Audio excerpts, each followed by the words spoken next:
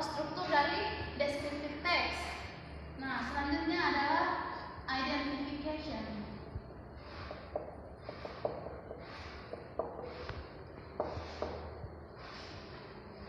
Fungsi dari identification yaitu untuk menggambarkan kepada kita tentang bagaimana keadaan tempatnya, tentang di mana letaknya, atau kalau bangunan berarti bangunnya bagaimana. Jadi itu semuanya ditulisnya di bagian identification. Jadi di sini identificationnya ditulis the introduction of a person, place, or animal, or object will be described.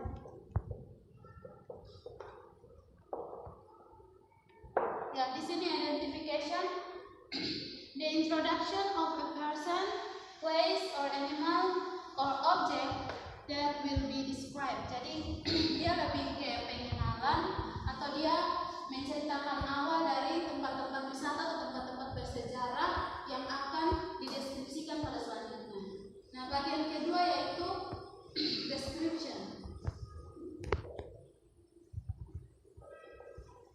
Nah, di bagian description ini dia menceritakan lebih lanjut. Contohnya seperti yang tadi Miss bilang, ketika dia sudah menjelaskan bagaimana keadaan tempatnya, cara untuk menuju ke lokasinya bagaimana, memakai kendaraan apa.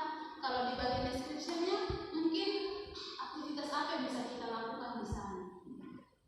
Tentang struktur teks yaitu biasanya language features-nya, atau tata bahasanya biasanya menggunakan simple present tense.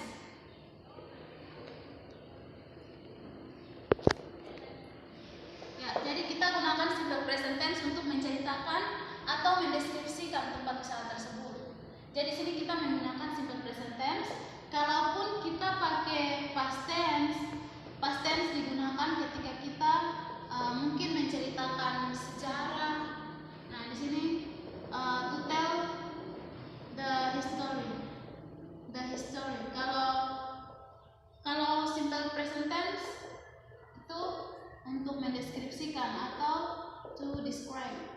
Ya, jadi di sini dia menggunakan dua bentuk kata kerja di sini. Nah, selanjutnya yaitu biasanya menggunakan adjective. Adjektif yaitu apa? Kata sifat, ya, kata sifat. Kata sifat yang biasa digunakan di pantai apa contohnya? Indah, apa lagi? Mungkin pasirnya berwarna-warni. Ya, dari situ. Kalau di sini kata sifatnya biasa digunakan contohnya seperti tadi, mungkin pantai yang indah berarti beautiful beach. Apalagi tempat-tempat terkenal berarti famous place. Nah, jadi ini kata-kata sifat yang biasa digunakan. Oke, anak-anak, sesuai penjelasan ibu tadi, sekarang bisa akan kasih salah satu contoh teks, tapi teksnya tentang pantai Kolbano.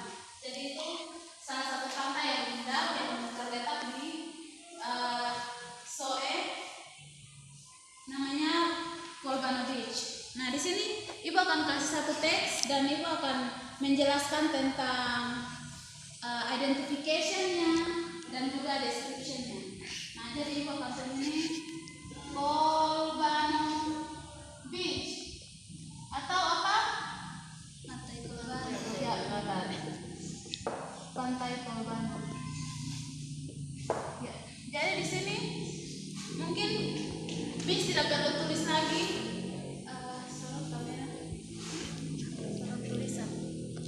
Miss tidak perlu tuliskan lagi di papan. Mungkin anak-anak bisa lihat di sini. Jadi ini tentang Kolbano Beach. Nah, di sini Miss akan baca paragraf pertamanya, anak-anak perhatikan. Ya. Timor Island in East Nusa Tenggara has some attraction that most visiting by tourists, not least also by the local communities. All of this island are interesting spots.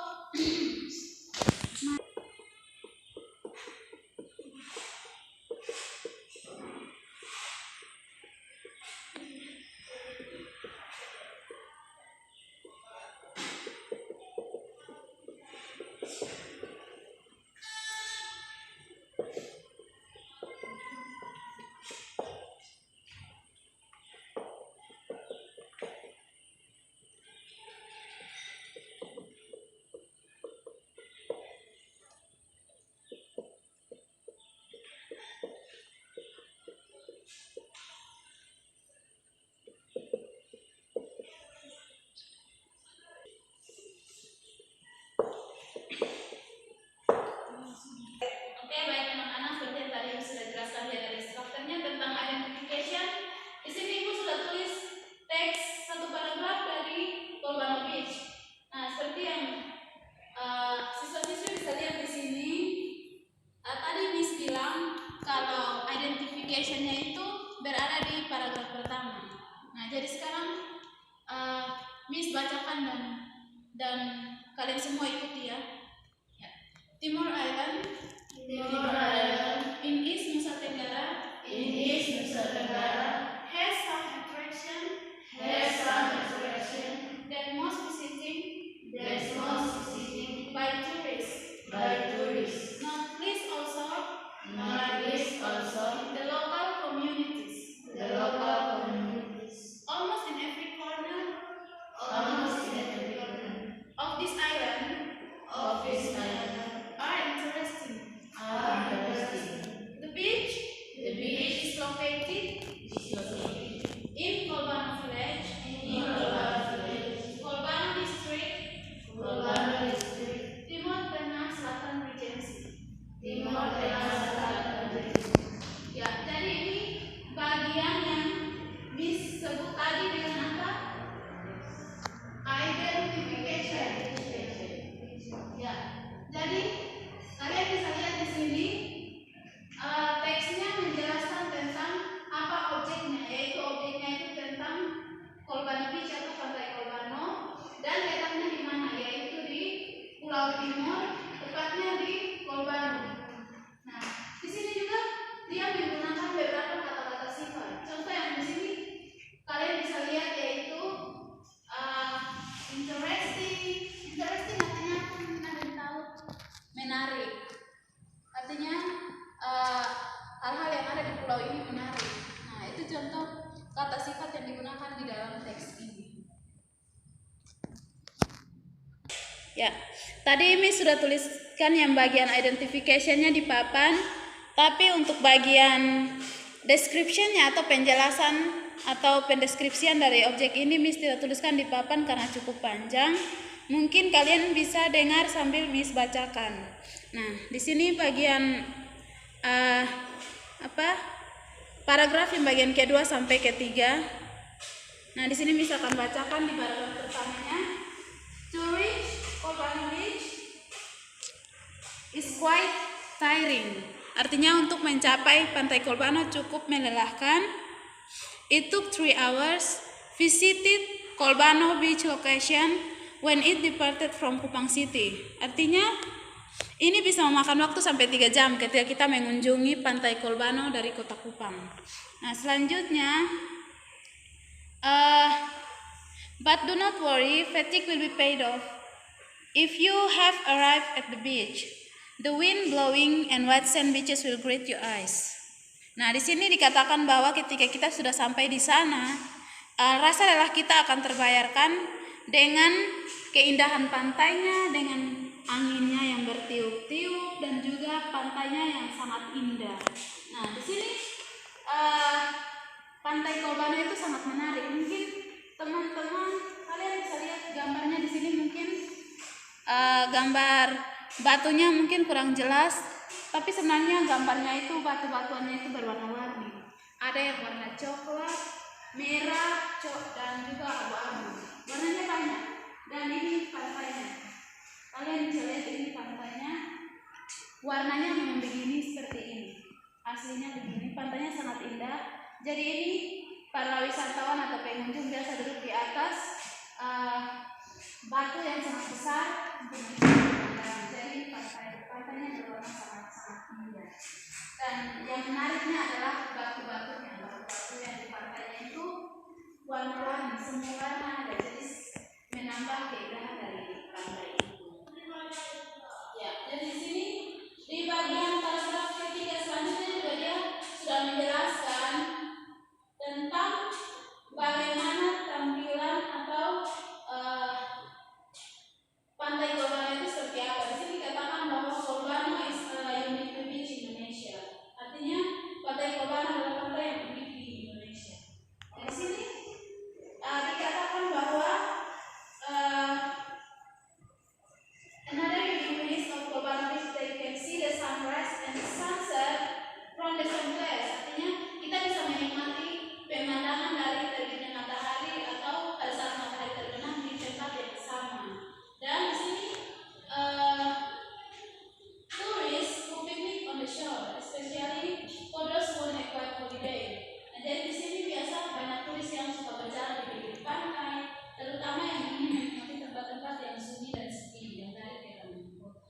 Nah, jadi ini penjelasannya tentang descriptive text, tentang tourism destination, dari identification dan juga description-nya. Jadi perlu kalian ingat bahwa biasa tourism destination text-nya itu menggunakan banyak juga kata-kata sifat seperti yang tadi misalnya contoh interesting, unik, dan apa lagi masih banyak lagi. Bisa juga memberi warna juga bisa digunakan deskriptifnya. Di sini dikatakan bahwa di pantai Golbano there are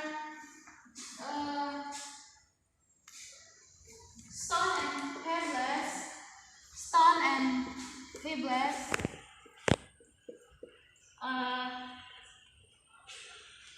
colors. Yeah. There are red, green, yellow, black, and etc. Jadi di sini benar tadi Miss jelaskan bahwa dia menggunakan kata sifat. Nah, ini juga dia menjelaskan tentang Golbano Beach, tentang batu-batunya yang berwarna-warni. Di sini warna yang dikasih yaitu ada red, green, yellow, black, dan seterusnya. Jadi ada warna merah, hijau, kuning, dan juga. Oke, baik anak-anak.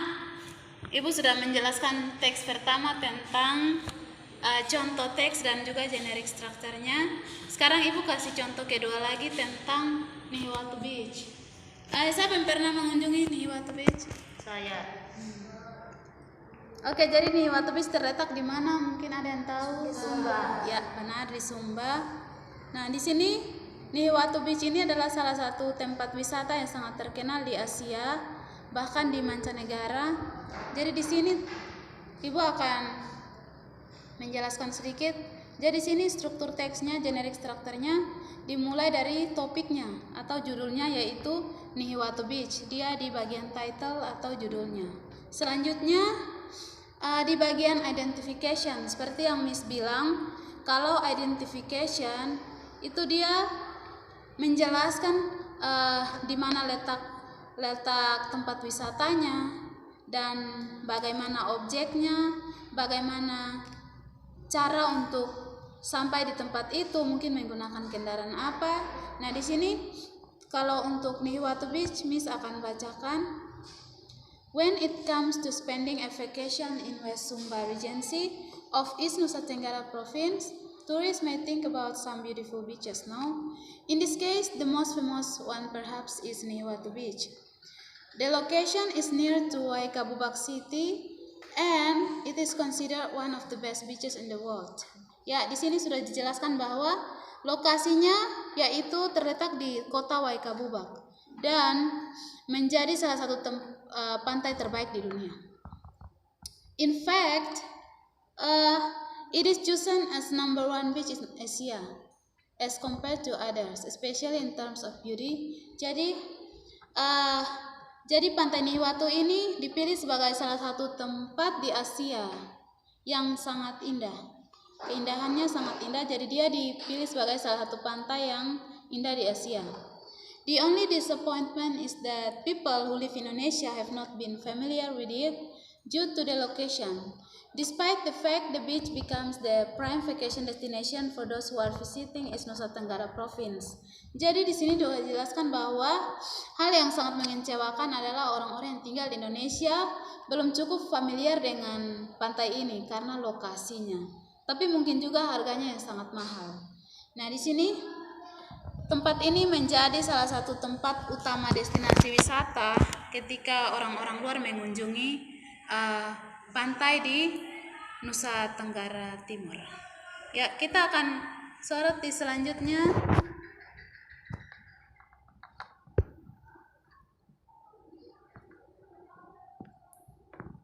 Oke, selanjutnya tentang description.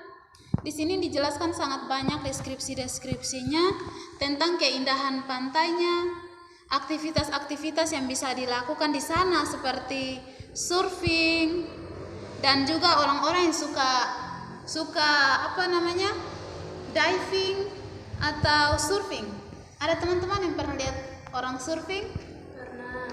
Pernah ya. Jadi itu kebanyakan dilakukan oleh lelaki. Nah, di sini sudah dijelaskan tentang contoh-contoh kegiatan yang dilakukan, yaitu surfing, bisa juga diving. Nah, jadi di sini fasilitasnya sudah disediakan, jadi bisa dibayar dan digunakan, tidak gratis. Jadi kalau berlibur bisa menggunakan papan yang di sana untuk surfing, papan surfing, jika tidak membawanya. Nah, selanjutnya juga di sini dijelaskan tentang nuansanya. Nuansanya itu bisa menghadirkan kedamaian dan cocok untuk relaksasi. Relaksasi itu kayak santai-santai. Mungkin ada orang yang dari kota yang untuk menghilangkan rasa jenuhnya bisa ke sini karena pemandangannya juga sangat luar biasa. Dengan anginnya yang bertiup bersepoi-sepoi bisa menghilangkan stres dan menghadirkan kedamaian untuk keluarga dan juga teman-teman saat liburan. Bagian penjelasannya, deskripsinya. Nah, di sini another allure of the beach is the presence of romantic sunset in the afternoon. It is true, tourists should come at the right time if they want to witness such phenomenon. Here is the tip: they can stay at the nearby resort and wait for the right moment to approach the beach, especially during dusk. This way, they won't miss the opportunity to watch the sunset. Nah, di sini bagian deskripsinya juga menjelaskan bahwa salah satu keunikannya adalah sunset. Sunsetnya apa sunset? Matahari terbenam yang romantis. Jadi di sini biasanya matahari terbenam sore hari atau pagi hari? Sore hari. Jadi suasana sore yang romantis. Jadi di sini dikasih tips untuk bisa menikmati suasana yang romantis di sore hari, yaitu mereka bisa menginap di hotel tersebut atau di tempat terdekat supaya bisa menikmati keindahan matahari terbenam di sore hari. Jadi mungkin kalian sudah cukup mengerti? Sudah. Ibu sudah menjelaskan buat teks sejauh ini. Terima kasih kalau kalian sudah mengerti.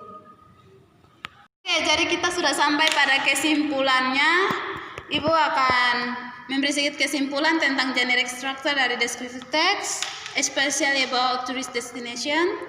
Jadi bagian identification introduce and identify specific objects, a person, thing, place, animal, or event intended to be described.